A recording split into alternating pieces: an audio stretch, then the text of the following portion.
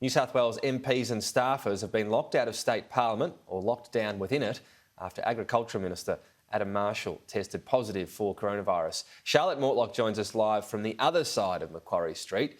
Charlotte, a chaotic morning there. There's rapid testing for MPs and their staff and no start time yet for Parliament.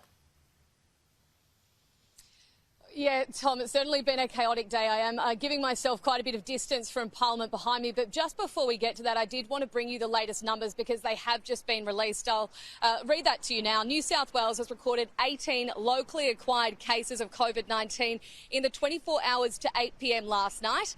13 of those were already announced yesterday morning.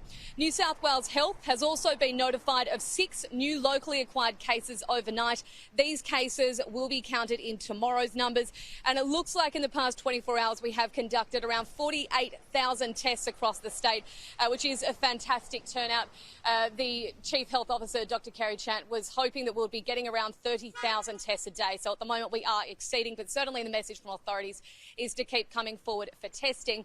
Now, Tom, as you mentioned, the New South Wales Premier Gladys Berejiklian doing something a little bit unusual today. For the first time in months, she'll be hosting her press conference at 12:30, so quite a bit later than we usually see at 11 o'clock. She'll also be hosting it from the New South Wales Health HQ. Now, that's in St Leonards, and she's doing that to give herself as much distance as possible from Parliament House behind me, and also the New South Wales Department of Premier and Cabinet offices in Martin Place. That's also not only to protect herself and her team, but also journalists that have been with these politicians over the past few days. We know that there is a grave concern for many of the people that have been inside state parliament over the past few days. Many of them have now been told to go get tested, to go home and self-isolate. A huge concern is the state budget that was handed down on Tuesday by the Treasurer Dominic Perrottet. As is tradition with that, they often host drinks and dinner that evening to mark the occasion. Now, not only does this be attended by the politicians themselves, but also journalists are invited and some key business figures as well across the community. So there is a concern that that may turn into a super spreader event and it could potentially take out a lot of people in Parliament.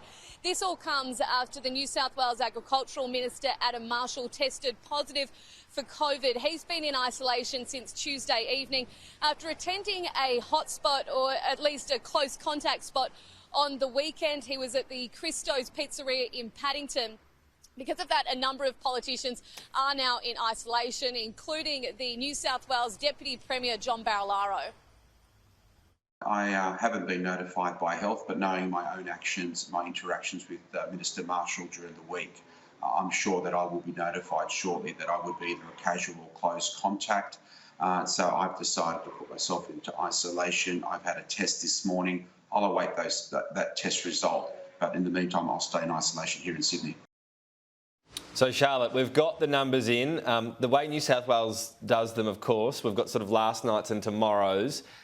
What they're saying is 18 new local cases in that 24-hour period to 8 p.m. last night. We knew about 13 of them, so 5 new ones in yesterday's period and 6 new cases overnight that go into tomorrow. So essentially a net 11 additional cases. The crucial element, of course, to this will be to what extent they can all be linked. We were expecting, nothing near zero given where this is at. So that number, maybe a roundabout within expectations with the caveat of we'll see linked?